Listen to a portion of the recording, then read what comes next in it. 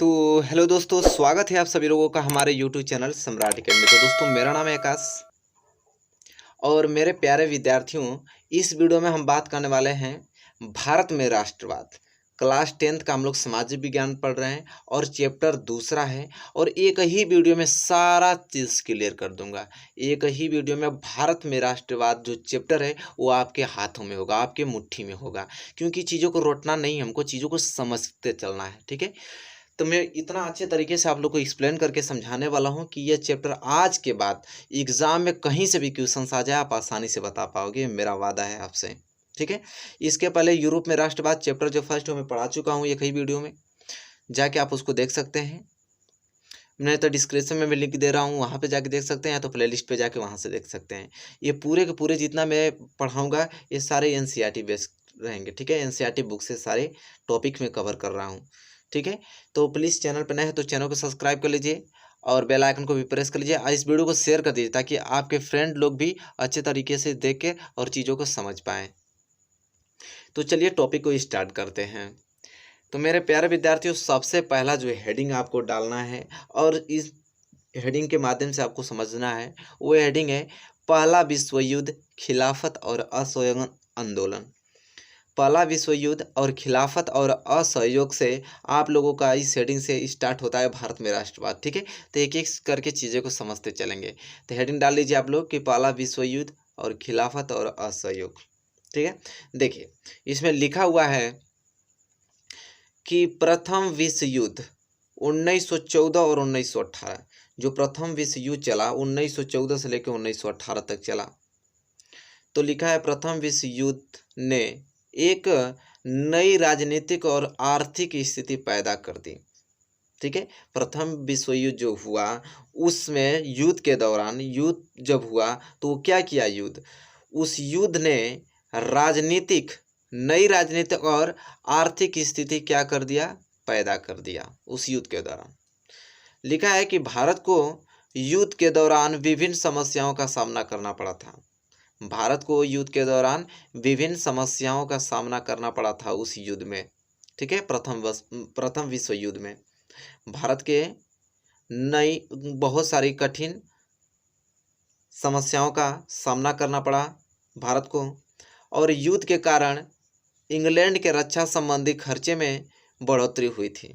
जब युद्ध हुआ प्रथम विश्व युद्ध, तो युद्ध के दौरान युद्ध के कारण इंग्लैंड के रक्षा संबंधित खर्चे में बढ़ोतरी हुई थी। उस खर्चे को पूरा करने के लिए कर्ज लिए गए और टैक्स बढ़ाए गए।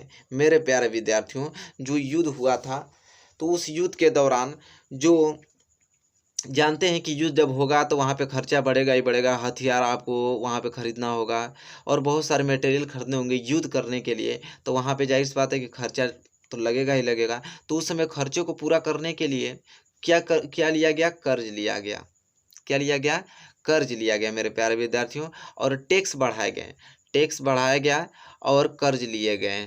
ठीक है, और अंग्रेजी सरकार ने कस्टम ड्यूटी और इनकम टैक्स को बढ़ाया ताकि अतिरिक्त राजस्व संग्रह किया जा सके।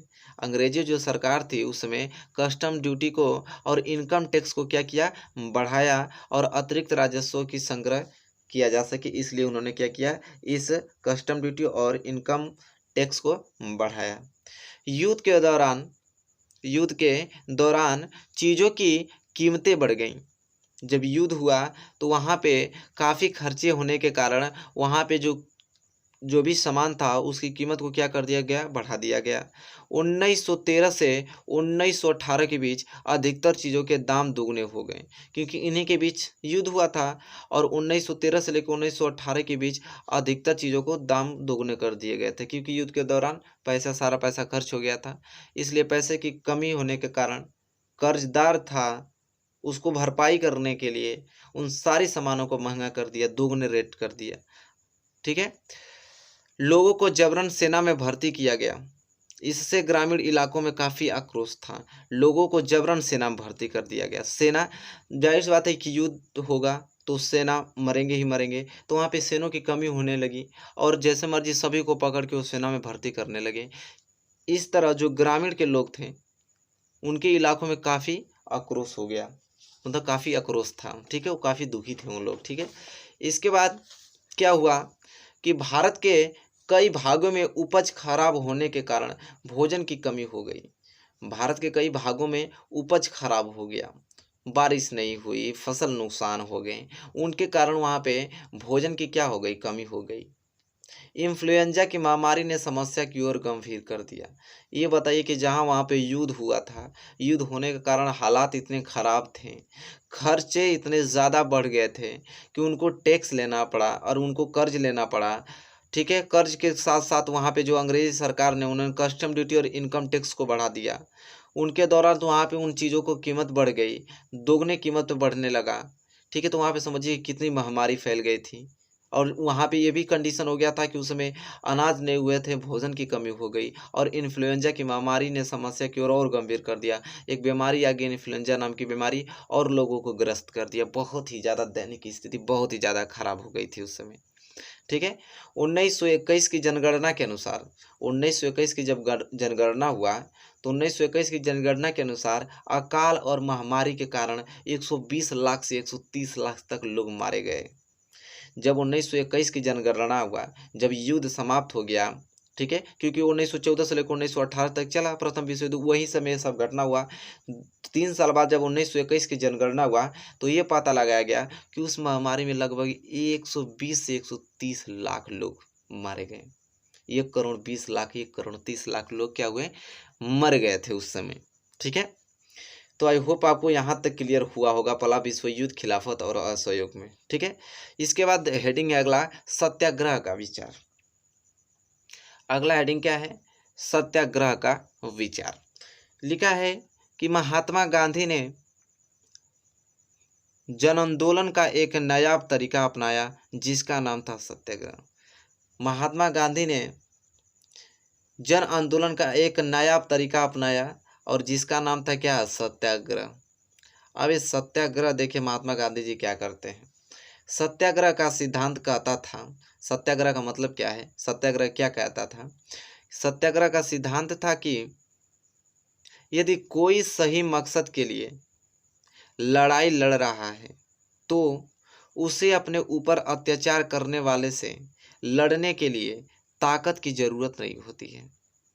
जो महात्मा गांधी ने एक नया तरीका अपनाया था सत्याग्रह का, उस सत्याग्रह सिद्धांत यह कहता है कि अगर कोई सही मकसद के लिए क्या कर रहा है, लड़ाई लड़ रहा है, तो उसे अपने ऊपर अत्याचार करने वाले से लड़ने के लिए ताकत की ज़रूरत नहीं होती है।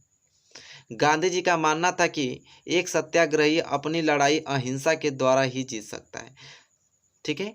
गांधी जी का यह मानना था कि एक सत्याग्रही, एक सत्य के खिलाफ लड़ने वाला व्यक्ति अहिंसा के द्वारा ही जीत सकता है वो, ठीक है।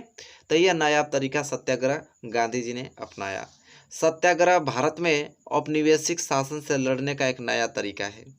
जो सत्याग्रह है वो भारत में औपनिवेशिक शासन से लड़ने का एक क्या है, नया तरीका है। यह अत्याचार और अन्याय के खिलाफ एक गैर आक्रामक और शांतिपूर्ण जन आंदोलन। महात्मा गांधी जनवरी 1915 में भारत लौट आए, ठीक है। अब बात समझिए इस चीज़ क्या कह रहे हैं। जो महात्मा गांधी ने सत्याग्रह आंदोलन मतलब सत्याग्रह एक नया तरीका अपनाया, उसका मतलब ये था कि कोई व्यक्ति अगर अपने सत्य और सही मकसद के लिए लड़ रहा है, ठीक है, तो उसे जो उसको अत्याचार कर रहा है वो व्यक्ति, उसको लड़ने के लिए ताकत की ज़रूरत नहीं होती है। गांधी जी का ये मानना था कि सत्याग्रही अपने अहिंसा लड़ाई के लिए वो अहिंसा के द्वारा ही क्या कर सकता है, उससे जीत हासिल कर सकता है, ठीक है। और सत्याग्रह भारत में एक औपनिवेशिक शासन से लड़ने का एक नया तरीका था, ठीक है। आगे की चीज़ें पढ़ते हैं। महात्मा गांधी जनवरी 1915 में भारत लौट आए। पूछ लेता है बहुविकल्प में कि महात्मा गांधी भारत कब लौटे, तो महात्मा गांधी जनवरी 1915 में भारत लौट आए, ठीक है। बहुविकल्प में क्वेश्चन यहाँ से बन जाता है। कह रहा है कि गांधी जी द्वारा आयोजित शुरू के कुछ सत्याग्रह आंदोलन। देखिए हेडिंग है कि गांधी जी द्वारा आयोजित शुरू में कुछ आंदोलन, सत्याग्रह आंदोलन उन्होंने चालू किया था। अब कौन कौन से हैं उसको नोट कर लीजिए। पहला है 1916 में उन्होंने चंपारण में किसान आंदोलन। 1916 में गांधी जी ने चंपारण में किसान आंदोलन चलाया। इसके बाद जस्ट 1 साल बाद 1917 में उन्होंने खेड़ा का किसान आंदोलन चलाया। इसके बाद जस्ट 1 साल बाद फिर 1918 में अहमदाबाद के मिल मजदूरों का आंदोलन चलाया।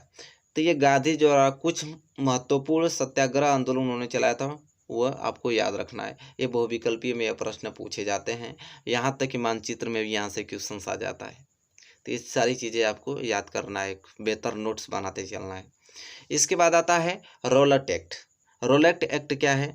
रोलेट एक्ट 1919, ठीक है। अब रोलेट एक्ट क्या है इसके बारे में जानते हैं हम, ठीक है। रोलेट एक्ट क्या कहता है मेरे प्यारे विद्यार्थियों? है इसमें पहला पॉइंट, इस अधिनियम से सरकार को राजनीतिक गतिविधियों को कुचलने और राजनीतिक कैदियों को 2 साल तक बिना मुकदमा चलाए जेल में बंद रखने का अधिकार मिल गया था।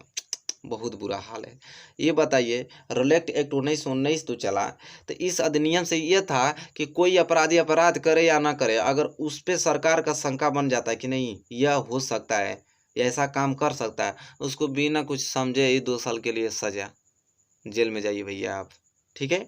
तो यह अधिनियम चल गया, तो बहुत ही ज़्यादा बुरा अधिनियम है। तो इसके बाद आगे देखिए, रोलेट एक्ट के विरोध में गांधी जी ने 6 अप्रैल 1919 को राष्ट्रव्यापी आंदोलन की शुरुआत की।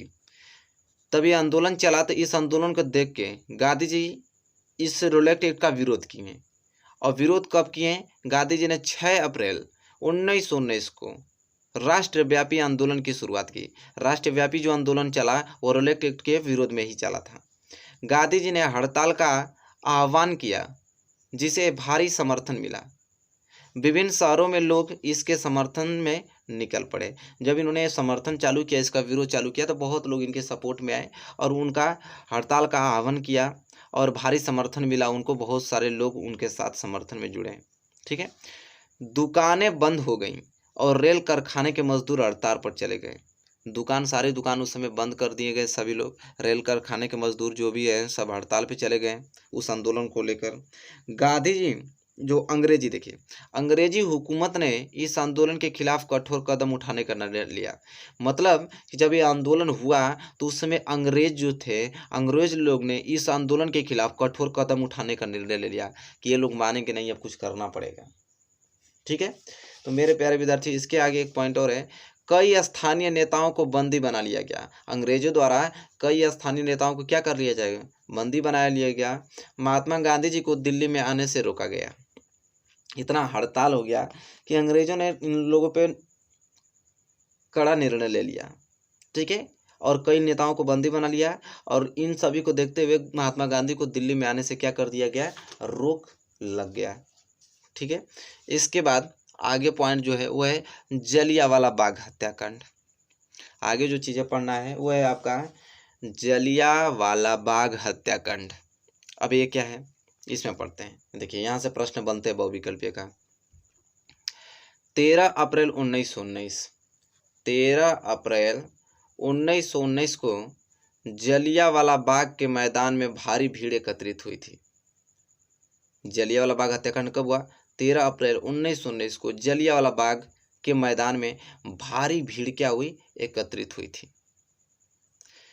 जनरल डायर हथियारबंद सैनिकों के साथ वहां पहुंचा। जनरल डायर हथियारबंद सैनिकों के साथ वहां पहुंचा और बाहर निकलने के सारे रास्ते बंद कर दिए गए। इसके बाद डायर ने भीड़ पर गोलियां चलाने के आदेश दे दिया, जिससे सैकड़ों मारे गए। जलियांवाला बाग हत्याकांड हुआ 13 अप्रैल 1919 को। क्या किया गया? जलियांवाला बाग के मैदान में बहुत भारी भीड़ एकत्रित हो गई थी, बहुत भारी भीड़। इसके बाद जो जनरल डायर थे उन्होंने अपने सैनिकों के साथ वहां पहुंचे और उन्होंने कहा कि ऐसा कीजिए कि दरवाज़ा को बंद कर दिया जाए। और दरवाज़ा को बंद करने के बाद मेरे प्यारे विद्यार्थियों, वहाँ पे जनरल डायर ने आदेश दे दिया कि भीड़ जो है उसमें गोली चला दिया जाए। भीड़ में लगातार गोली चलती रही बहुत, जिससे सैकड़ों लोग, हजारों लोग क्या हुए? मारे गए। रविंद्रनाथ टैगोर ने इस घटना के विरोध में नाइटहुड की उपाधि वापस कर दी। महात्मा गांधी ने हिंसा फैलने के कारण आंदोलन को बंद कर दिया। जो आंदोलन था उसको क्या कर दिया गया, बंद कर दिया गया, क्योंकि आंदोलन चलाने पे बहुत सैकड़ों लोगों की जान चली गई थी। इसको देखते हुए महात्मा गांधी की हिम्मत नहीं काम किया, उन्होंने क्या किया कि इस आंदोलन को उन्होंने बंद कर दिया। ठीक है मेरे प्यारे विद्यार्थियों, यहाँ तक क्लियर? कोई दिक्कत? कोई दिक्कत नहीं। तो ये तो जलियांवाला बाग हत्याकांड था, जो कि आपको क्लियर हो गया होगा। इसके बाद मेन पॉइंट आता है यहाँ पे, इसके बाद जो पॉइंट आता है खिलाफत आंदोलन। क्या था? खिलाफत आंदोलन। अब मेरे प्यारे विद्यार्थियों, खिलाफत आंदोलन क्या है? तो देखिए खिलाफत आंदोलन क्या है। पॉइंट है कि प्रथम विश्व युद्ध में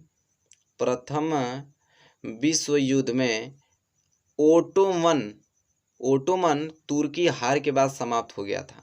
प्रथम विश्व युद्ध के बाद जो ओटोमन तुर्की था वो हार के बाद क्या हो गया था? समाप्त हो गया था। इस्लामिक विश्व के आध्यात्मिक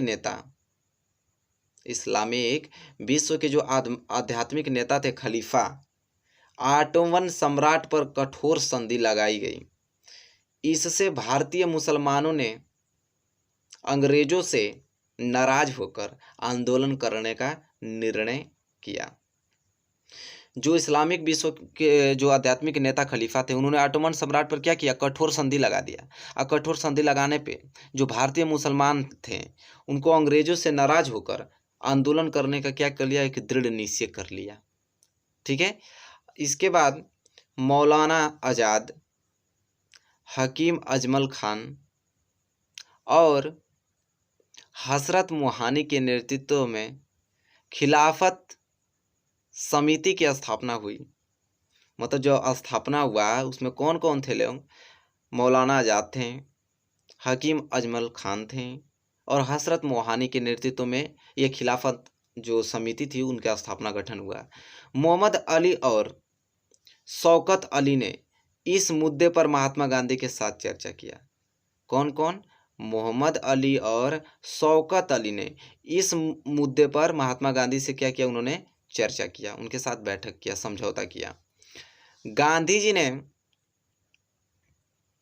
इसे हिंदुओं और मुसलमानों को एकजुट करने का एक अवसर कहा। गांधी जी ने इसे हिंदू और मुसलमानों को एकजुट करने का एक अवसर कहा। कांग्रेस ने सितंबर 1920 में कलकत्ता अधिवेशन में खिलाफत आंदोलन शुरू करने का प्रस्ताव पारित किया। 1920 में आपका कलकत्ता में क्या हुआ? कलकत्ता अधिवेशन में खिलाफत आंदोलन शुरू करने का प्रस्ताव किया। पूछ लेता है खिलाफत आंदोलन कब? 1920 में। इसकी रणनीतियां महात्मा गांधी ने तैयार की जो निम्नलिखित हैं। ठीक है।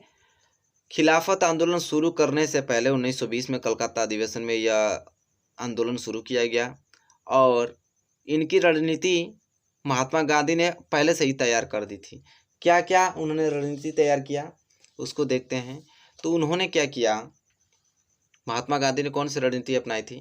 पहला, सिविल सेवा, पुलिस सेना, न्यायालय, स्कूल कॉलेज, ब्रिटिश शासन तथा विधानसभाओं का बहिष्कार किया जाए।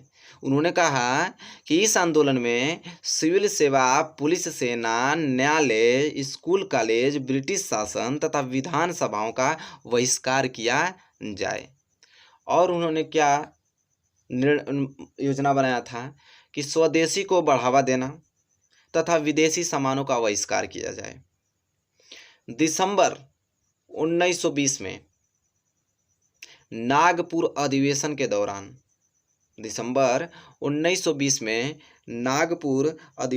दौरान कांग्रेस द्वारा, किसके द्वारा? कांग्रेस के द्वारा असहयोग आंदोलन अपनाया गया। असहयोग आंदोलन कब अपनाया गया? तो दिसंबर 1920 में नागपुर अधिवेशन के दौरान कांग्रेस के द्वारा यह असहयोग आंदोलन क्या किया गया? अपनाया गया, जिसका नेतृत्व महात्मा गांधी ने किया था। जिसका नेतृत्व किसने किया था? महात्मा गांधी ने किया था। जिसका नेतृत्व महात्मा गांधी ने किया था। अब महात्मा गांधी के नेतृत्व में असहयोग खिलाफत आंदोलन को बल मिला। उन्हीं के कारण असहयोग आंदोलन, जो असहयोग खिलाफत आंदोलन था, उनको क्या किया, एक कठोर बल मिला, उन्हीं के कारण, महात्मा गांधी जी के कारण। तो यहाँ तक तो आपको क्लियर हुआ होगा। इसके बाद की जो पॉइंट आपको पढ़ना है मेरे प्यारे विद्यार्थियों, वो आ जाता है सविनय अवज्ञा की ओर। चलिए अब धीरे धीरे बढ़ते हैं। सविनय अवज्ञा की ओर हेडिंग डाल लीजिए और इसमें लिखिए आप पहला पॉइंट कि चौरी चौरा की घटना।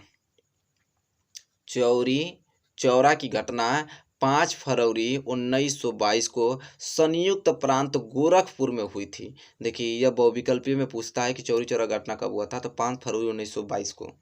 तो चौरी चौरा की जो घटना हुआ वो 5 फरवरी 1922 को संयुक्त प्रांत गोरखपुर में हुई थी। कहाँ पे? गोरखपुर में हुई थी सविनय अवज्ञा। जिसके कारण, अरे गोरखपुर में हुआ था चौरी चौरा, सॉरी। जिसके कारण महात्मा गांधी ने फरवरी 1922 को असहयोग आंदोलन वापस लेने का निर्णय लिया। ठीक है, जिसके कारण जब चौरी चौरा घटना हुआ 5 फरवरी 1922 को गोरखपुर में, तो उसके कारण महात्मा गांधी ने 1922 में, वो भी फरवरी महीने में, असहयोग आंदोलन को क्या किया, उन्होंने वापस लेने का निर्णय ले लिया। क्योंकि यह एक हिंसक आंदोलन हो चुका था, क्योंकि जो यह आंदोलन था वो हिंसक आंदोलन हो चुका था। बहुत ही ज़्यादा बड़ी समस्या आ गई थी इस आंदोलन से। तो उन्होंने सोचा कि एक हिंसक आंदोलन बन गया है, ऐसा किया जाए कि जो यह असहयोग आंदोलन है उसको वापस ले लिया जाए। उन्होंने एक निर्णय बना लिया। इस आंदोलन में 3 नागरिक सहित 23 पुलिसकर्मियों की मृत्यु हो गई। असहयोग आंदोलन में 3 नागरिक और 23 पुलिसकर्मियों की क्या हो गई, मृत्यु हो गई। गांधी जी ने महसूस किया कि सामूहिक संघर्ष के लिए सत्याग्रहियों को प्रशिक्षित करने की आवश्यकता है। उन्होंने कहा कि सामूहिक अब संघर्ष करने के लिए जो सत्य पर लड़ने वाले हैं उनको प्रशिक्षित करने की क्या हुई, आवश्यकता है। ठीक है, तो ये तो सविनय अवज्ञा की ओर है। अब इसके बाद की जो हेडिंग है, यहाँ तक तो क्लियर हो गया। इसके बाद की जो हेडिंग है वो है साइमन कमीशन का गठन। क्या है मेरे प्यारे विद्यार्थियों? साइमन कमीशन का गठन अब हमको पढ़ना है। चलिए पहला point, Simon commission John Simon के अंतर्गत गठित किया गया था। साइमन जो कमीशन किनके? जॉन साइमन के अंतर्गत गठित किया गया था। इसका उद्देश्य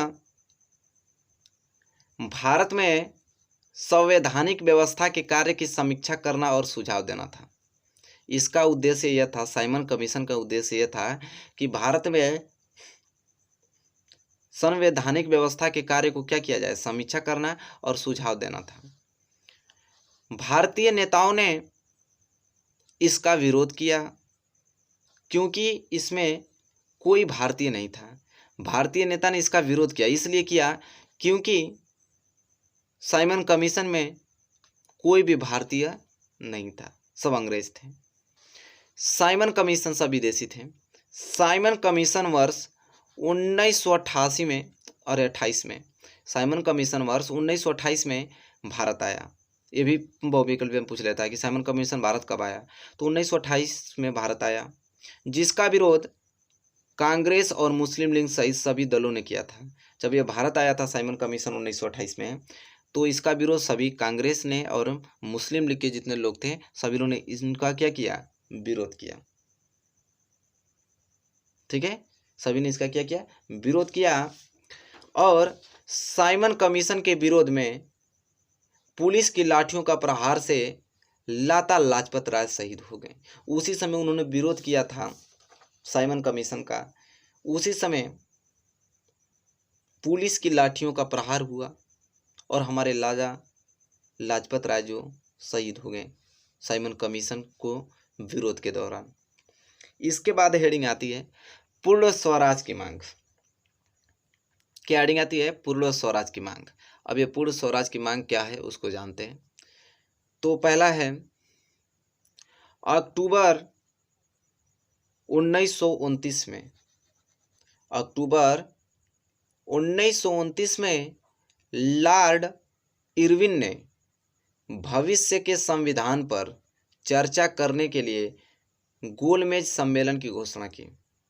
अक्टूबर 1929 में जो लॉर्ड इरविन ने भविष्य के संविधान पर चर्चा करने के लिए गोलमेज सम्मेलन की घोषणा की थी। दिसंबर 1929 में अक्टूबर के बाद नवंबर दिसंबर 2 महीने बाद दिसंबर 1929 में जवाहरलाल की अध्यक्षता में कांग्रेस के लाहौर अधिवेशन में भारत के लिए पूर्ण स्वराज की मांग को स्वीकार कर लिया गया। पूर्ण स्वराज की मांग को कब स्वीकार किया गया? दिसंबर 1929 में। उस समय जवाहरलाल की अध्यक्षता थी और कांग्रेस के लाहौर अधिवेशन में भारत के लिए पूर्ण स्वराज की मांग को स्वीकार कर लिया गया और 26 जनवरी 1930 को स्वतंत्रता दिवस के रूप में भी मनाया गया। और उसी समय 26 जनवरी 1930 को क्या किया गया? स्वतंत्रता दिवस के रूप में भी मनाया गया। तो यहाँ पूर्ण स्वराज की मांग जो हुई थी वो पूरा हो गई 1929 में जवाहरलाल नेहरू की अध्यक्षता में, और उसी दौरान पूर्ण स्वराज की मांग को स्वीकार किया गया और 26 जनवरी 1930 को स्वतंत्रता दिवस के रूप में भी इसको क्या किया गया? मनाया गया। मेरे प्यारे विद्यार्थियों, इसके बाद हेडिंग आती है नमक यात्रा और सविनय अवज्ञा आंदोलन। नेक्स्ट हेडिंग है नमक यात्रा और सविनय अवज्ञा आंदोलन। क्या कह रहा है इसको जानते हैं। महात्मा गांधी ने वायसराय इरविन से 11 मांगों का आग्रह किया था। महात्मा गांधी ने वायसराय इरविन से कितने मांगों का आग्रह किया था? टोटल 11। इन मांगों में नमक कर को समाप्त करने की मांग भी शामिल थी। मतलब नमक कर को उन्होंने समाप्त करने का भी मांग किया था महात्मा गांधी ने इरविन से, जो कि वायसराय थे। नमक कर और इसके उत्पादन पर सरकार के एकाधिकार को गांधी जी ने ब्रिटिश शासन का क्रूर बताया था।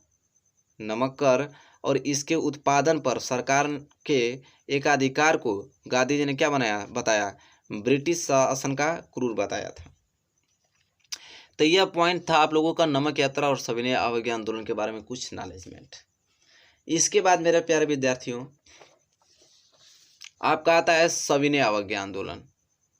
अब इस सविनय अवज्ञा आंदोलन क्या है इसको जान लेते हैं। तो यहाँ पे है पहला, गांधी जी ने 12 मार्च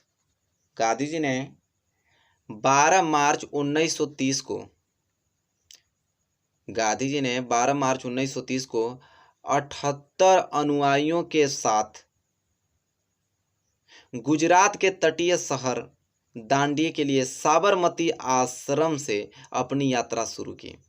जो सविनय अवज्ञा आंदोलन हुआ था वो गांधी जी ने 12 मार्च 1930 को 78 लोगों का ग्रुप बनाया और वहीं गुजरात के तटीय शहर दांडी के लिए उन्होंने साबरमती आश्रम से क्या किया? अपनी यात्रा शुरू कर दी। 6 अप्रैल को वह दांडी पहुंचे। 12 मार्च को उन्होंने चलना प्रारंभ किया और 6 अप्रैल को उन्होंने दांडी पहुंच गए। उन्होंने नमक कानून को तोड़ा। 6 अप्रैल को वहां पर दांडी पहुंचने के बाद उन्होंने नमक कानून को क्या किया? तोड़ा। उन्होंने समुद्री पानी को उबालकर नमक बनाना शुरू किया। इस प्रकार सविनय अवज्ञा आंदोलन की शुरुआत की गई। इस आंदोलन के अंतर्गत विदेशी कपड़ों का बहिष्कार किया गया, शराब की दुकानों का विरोध किया गया और किसानों ने राजस्व और चौकीदारी कर देने से क्या कर दिया? इनकार कर दिया। किसान ने राजस्व और चौकीदारी कर देने से क्या किया? इनकार कर दिया। गांव के अधिकारियों ने इस्तीफा दे दिया। ठीक है, तो मेरे प्यारे विद्यार्थियों, जो दांडी यात्रा उन्होंने तय किया 6 अप्रैल को पहुंचने के बाद, 6 अप्रैल को उन्होंने दांडी पहुंचकर नमक कानून को तोड़ दिया और उन्होंने समुद्री पानी को क्या किया? उबाल कर नमक बनाना शुरू किया। इस प्रकार सविनय अवज्ञा आंदोलन का क्या हुआ, वहाँ पे शुरुआत की गई। और जब उसका शुरुआत हुआ तो इस आंदोलन के अंतर्गत क्या क्या चीज़ें हुई, तो विदेशी कपड़ों का बहिष्कार किया गया, शराब की दुकानों का विरोध किया गया, और किसान जो थे वो राजस्व और चौकीदार कर देने से क्या किया, उन्होंने मना कर दिया किसान, और गांव के अधिकारियों ने भी क्या किया, इस्तीफा दे दिया। तो मेरे प्यारे विद्यार्थियों, इतना पॉइंट अगर आप जानते हैं तो इससे अधिक बोर्ड एग्जाम में आपको नहीं पूछेगा। एक वीडियो और ले लूँगा तो उसमें मैं बहुविकल्पीय जो प्रश्न होता है और इसके प्रश्न उत्तर, इस चैप्टर के प्रश्न उत्तर को कवर कर दूंगा। ये तो आप बहुत अच्छे थ्योरेटिकल तरीके से पढ़ लिए। और मैं एक टॉपिक मतलब एक वीडियो लेके उसमें बहुविकल्पीय का प्रश्न और प्रश्न उत्तर की डिस्कस कर दूंगा। भाई आपने चैप्टर में बढ़िया से पढ़ लिया, वो भी चीज़ें तैयार हो गया, तब पूछेगा कहाँ से। बहुत अच्छा मार्क्स से पास हो जाएंगे, मेरा वादा है आपसे। बस इतना चीज़ कवर कर लीजिए, बाकी सारी चीज़ें आपको आ जाएंगी। ठीक है, तो आई होप आपको क्लियर हो गया होगा मेरे प्यारे विद्यार्थियों, और वीडियो भी अच्छा लगा होगा। वीडियो अच्छा लगा तो प्लीज़ लाइक कर दीजिए, चैनल पे नए हैं तो प्लीज़ चैनल को सब्सक्राइब कर लीजिए, साथ ही साथ बेल आइकन को भी प्रेस कर लीजिए। तब तक के लिए दोस्तों धन्यवाद, मिलेंगे आपसे नेक्स्ट वीडियो में।